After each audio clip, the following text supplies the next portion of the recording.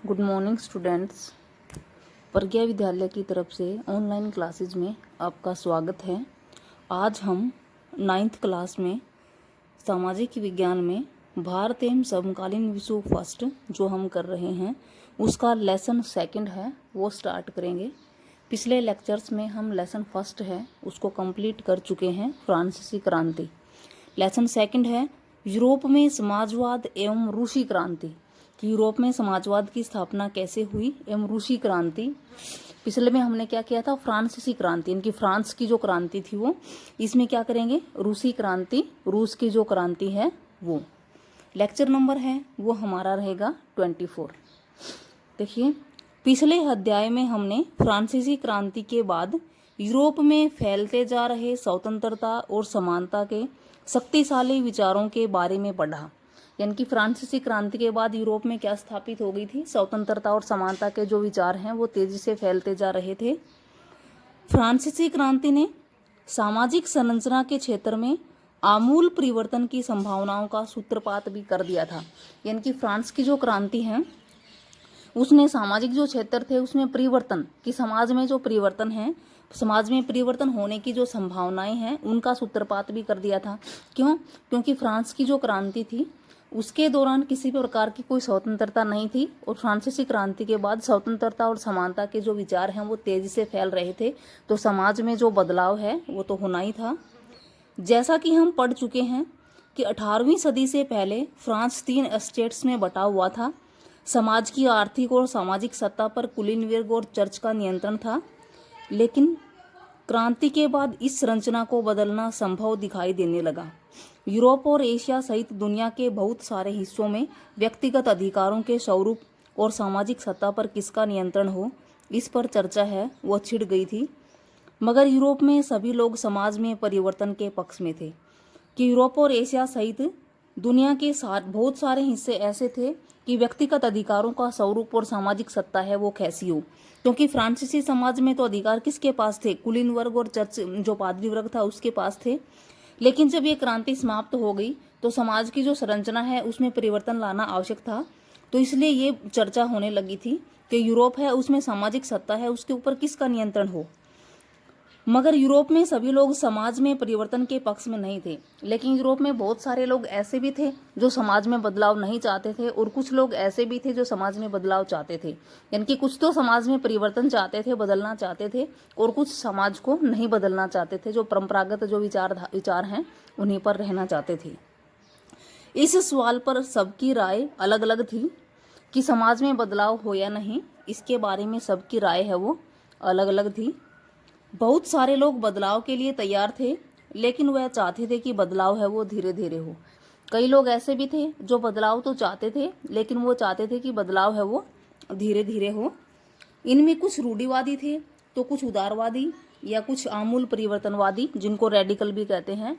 जो परिवर्तन चाहते थे उनमें कुछ रूढ़िवादी लोग थे, कुछ उदारवादी लोग थे, कुछ रेडिकल विचारधारा के लोग थे। तो तीनों की ही जो विचारधाराएं थी वो अलग अलग थी। इन सब के विचारों और जो समाधान है वो अलग अलग थे। जो रूढ़िवादी लोग हैं उनके विचार अलग थे समाज के बारे में, उदारवादी हैं उनके अलग थे, और आमूल परिवर्तनवादी जो रेडिकल हैं उनके विचार अलग थे। ये तीनों ही तरह की विचारधाराएं हैं वो समाज में परिवर्तन के बारे में अलग अलग अपने पहलुओं को दर्शा रही थी। देखिए, सबसे पहले हैं उदारवादी, कि उदारवादी समाज में बदलाव चाहते थे या फिर नहीं। उदारवादी समाज परिवर्तन के समर्थकों में यह एक समूह उदारवादियों का था, कि समाज में जो बदलाव लाना चाहते थे उनमें जो एक समूह है और उदारवादियों का भी था। उदारवादी ऐसा राष्ट्र चाहते थे जिसमें सभी धर्मों को बराबर का सम्मान और जगह मिले। यानी कि उदारवादी चाहते थे कि एक ऐसा राष्ट्र बनाया जाए, फ्रांस एक ऐसा देश बन जाए यूरोपीय, कि जिसमें सभी धर्मों को बराबर का सम्मान व जगह मिले। कि यूरोप में जो फ्रांस है ऐसा देश बन जाए, फ्रांस, रूस, ये जितने भी यूरोपीय देश हैं वो ऐसे बन जाएं कि जिसमें सभी धर्मों को बराबर का सम्मान और जगह मिले। सभी धर्मों को, इनकी धर्मनिरपेक्षता स्थापित हो, किसी एक धर्म को बढ़ावा ना मिले। उस समय यूरोप के देशों में प्राय किसी एक धर्म को ही ज्यादा महत्व दिया जाता था। अब उदारवादी ऐसा क्यों चाहते थे? क्योंकि उस समय यूरोप में किसी एक धर्म को ही ज़्यादा महत्व दिया जाता था। तो उदारवादी ये चाहते थे कि किसी एक धर्म को ज़्यादा महत्व न दिया जाए, बल्कि सभी धर्मों को बराबर समझा जाए। जैसे उदाहरण के लिए जो ब्रिटेन की सरकार है, चर्च ऑफ इंग्लैंड का समर्थन करती थी। यानी कि जो ब्रिटेन की सरकार है, चर्च ऑफ इंग्लैंड यानी कि जो ईसाई हैं उनको ज़्यादा महत्व देती थी, जबकि ऑस्ट्रिया और स्पेन थे उसमें कैथोलिक चर्च के समर्थक थे। यानी कि उसमें कैथोलिक चर्च है उसको मानने वाले लोग थे वो ज़्यादा थे। यानी कि किसी एक धर्म को बढ़ावा दिया जाता था। तो उदारवादी हैं इस चीज़ को ख़त्म करने के पक्ष में थे कि किसी एक धर्म को बढ़ावा ना दे के सभी धर्मों को जो है समान समझा जाए, सभी धर्मों का सम्मान किया जाए, उनका आदर किया जाए। उदारवादी समूह वंश आधारित शासकों की अनियंत्रित सत्ता के भी विरोधी थे। यानी कि और वो किसका विरोध करते थे कि वंश आधारित जो राजतंत्र है कि एक वंश पर ही आधारित कि जो पिता है उसकी मृत्यु के बाद उसका पुत्र उत्तराधिकारी होगा, इस तरह की जो प्रथा है उसको खत्म करने के विरोधी थे कि सत्ता में ऐसा नहीं होना चाहिए कि जो परंपरा है वो वंश आधारित हो। उनका कहना था कि सरकार को किसी के अधिकारों का हनन करने या उन्हें छीनने का अधिकार नहीं दिया जाना चाहिए, कि सरकार को किसी के अधिकारों का हनन करने भी यह अधिकार नहीं दिया जाना चाहिए कि किसी के अधिकारों का हनन हो या किसी के अधिकारों को उससे छीना जाए, किसी को अधिकारों से वंचित किया जाए। यह समूह प्रतिनिधित्व पर आधारित एक ऐसी निर्वाचित सरकार के पक्ष में था जो शासकों और अफसरों के प्रभाव से मुक्त और सुप्रशिक्षित न्यायपालिका द्वारा स्थापित किए गए कानूनों के अनुसार शासन कार्य चलाए। यानी कि उदारवादी कैसी प्रणाली चाहते थे? उदारवादी ऐसी निर्वाचित सरकार के पक्ष में थे जो शासकों और अफसरों के प्रभाव से मुक्त। यानी कि उदारवादी चाहते थे कि इस तरह का शासन हो, इस तरह की सरकार हो जिसपे ना तो किसी शासकों का दबाव हो, ना किसी अफसरों का दबाव हो, बल्कि वह निष्पक्ष रूप से एक निष्पक्ष न्यायपालिका की तरह कार्य करे। इनके उदारवाद ये चाहते थे कि ऐसी सरकार हो जिसपे शासकों का, अफसरों का कोई भी प्रभाव नहीं हो, शासकों और अफसरों के प्रभाव से बिल्कुल मुक्त हो, किसी तरह का दबाव है वो ना हो, और जो शासन है वो कानून के अनुसार शासन चलाए, कि जो कानून में जो नियम रखे हैं उनका पालन करें और उन्हीं के अनुसार शासन चलाए। इस तरह की जो शासन प्रणाली है वो होनी चाहिए। परंतु यह समूह लोकतंत्रवादी नहीं था। यानी कि इन विचारों को तो मानता था, लेकिन उदारवादियों को एक क्या थी कि वो लोकतंत्रवादी नहीं था। ये सार्वभौमिक वयस्क मताधिकार के पक्ष में नहीं थे कि उदारवादी लोग हैं वो सभी को वोट डालने का अधिकार नहीं देना चाहते थे। उनका मानना था कि वोट का अधिकार केवल संपत्तिधारियों को ही है, कि जिनके पास अधिक संपत्ति है सिर्फ उन्हीं को वोट का अधिकार है वो होना चाहिए। यानी कि देखिए एक बार उदारवादी क्या क्या परिवर्तन चाहते थे। नंबर फर्स्ट है, उदारवादी क्या चाहते थे कि ऐसा समाज हो जिसमें सभी धर्मों को सम्मान मिले। दूसरा, उदारवादी समूह वंश पर आधारित जो सत्ता है, जो वंश पर आधारित सत्ता है उसको खत्म करना चाहते थे। तीसरा, वे सरकार के समक्ष व्यक्ति के मात्र अधिकारों की रक्षा के पक्षधर थे। उनका कहना था कि सरकार को किसी के अधिकारों का हनन करने और छीनने का कोई अधिकार नहीं है। वे एक ऐसी निर्वाचित सरकार चाहते थे जिसपे किसी शासकों का और अफसरों का दबाव है वो ना हो, और इसके साथ साथ वो सार्वभौमिक वयस्क मताधिकार नहीं चाहते थे। उसके बाद है दूसरा समूह रूस में रेडिकल, कि जो रेडिकल हैं उनकी विचारधारा क्या थी समाज में बदलाव के बारे में, वो समाज में बदलाव लाना चाहते थे या फिर नहीं।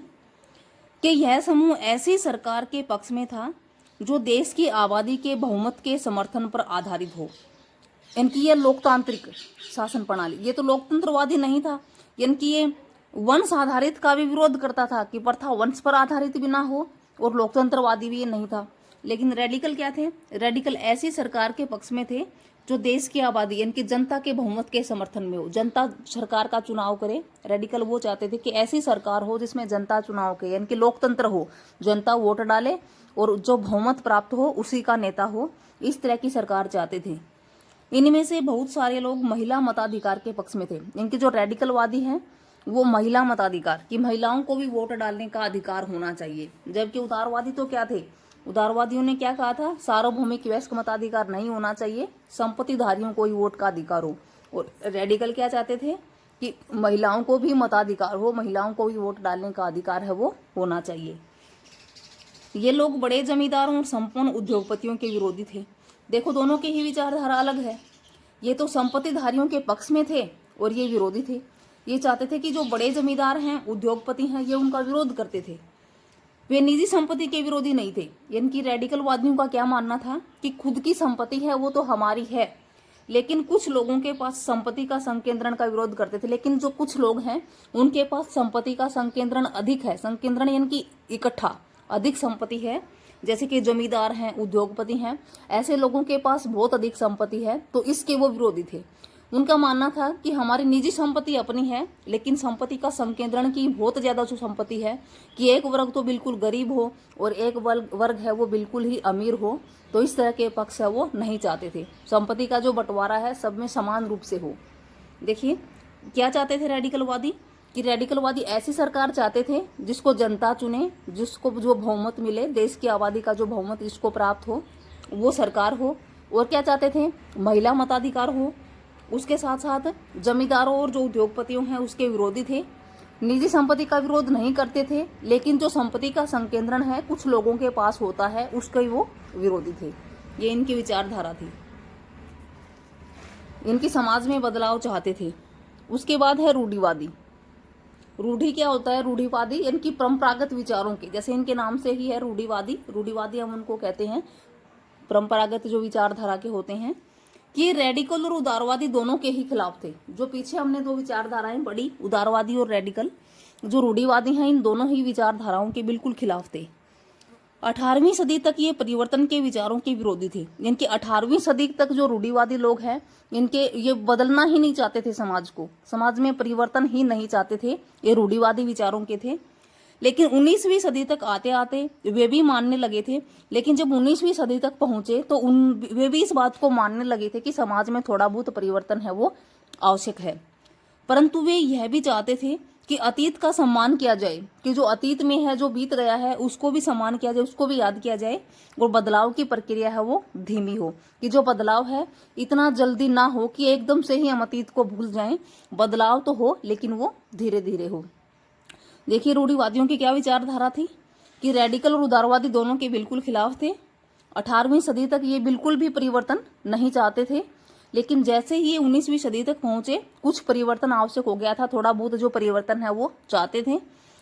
परंतु ये इसके साथ और क्या चाहते थे कि अतीत का सम्मान किया जाए और जो बदलाव की प्रक्रिया है वो बिल्कुल ही धीमी हो, धीरे धीरे हो। Thank you students. ये आज हमने क्या किया कि फ्रांसीसी क्रांति के बाद समाज में कुछ लोग बदलाव चाहते थे और कुछ नहीं चाहते थे। तो रूस में इसी तरह की जो विचारधाराएं हैं वो पैदा हुई, उदारवादी, रेडिकल और रूढ़िवादी, और तीनों ही विचारधाराएं हैं वो अलग अलग थी। वो उदारवादी और रेडिकल है वो समाज में बदलाव चाहते थे लेकिन उनके विचार भी अलग थे, जबकि रूढ़िवादी है पहले समाज में बदलाव नहीं चाहते थे और धीरे धीरे इन्होंने इस बात को स्वीकार किया कि समाज में बदलाव है वो होना चाहिए। Thank you students. इसके साथ ही आपका जो होमवर्क है वो क्या रहेगा, रूस में उदारवादी विचारधारा का वर्णन कीजिए, कि जो उदारवादी विचारधारा है, उदारवादी लोग हैं, उनकी क्या विचारधाराएं थी। इसका क्या आंसर रहेगा आपका, इसमें आपको ये करोगे आप उदारवादी, कि उदारवादी ऐसा राष्ट्र चाहते थे, इसको पॉइंट बना के भी लिख सकते हो और वैसे भी लिख सकते हो। जैसे हम पॉइंट बनाएंगे, फर्स्ट है कि उदारवादी ऐसा राष्ट्र चाहते थे जिसमें सभी धर्मों को बराबर का सम्मान और जगह मिले। फिर सेकंड हम यहाँ से कर लेंगे कि उदारवादी समूह वंश आधारित शासकों की अनियंत्रित सत्ता के भी विरोधी थे। वे सरकार के समक्ष व्यक्ति मात्र के अधिकारों की रक्षा के पक्षधर थे। फिर है थर्ड हम यहाँ से कर लेंगे कि उनका कहना था कि सरकार को किसी के अधिकारों का हनन करने या उन्हें छीनने का अधिकार है वो नहीं दिया जाना चाहिए।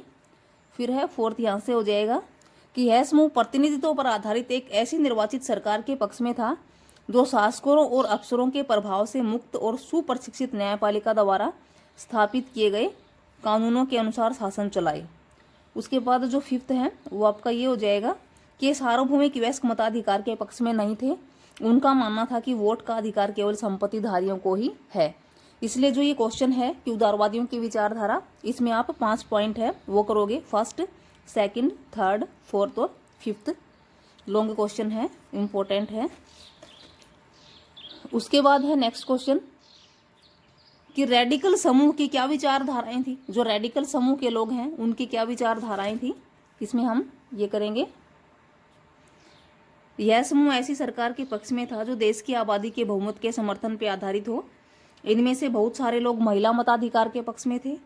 ये लोग बड़े जमींदारों और संपन्न उद्योगपतियों के विरोधी थे। वे निजी संपत्ति के विरोधी नहीं थे, लेकिन कुछ लोगों के पास संपत्ति के केंद्रण का विरोध करते थे।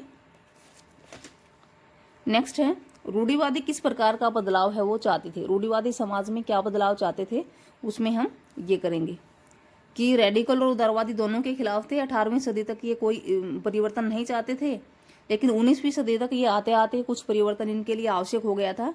लेकिन ये यह भी चाहते थे कि अतीत का सम्मान किया जाए और बदलाव की प्रक्रिया है वो धीमी हो। किस प्रकार का बदलाव चाहते थे, बिल्कुल धीमा, धीरे धीरे बदलाव है ये चाहते थे।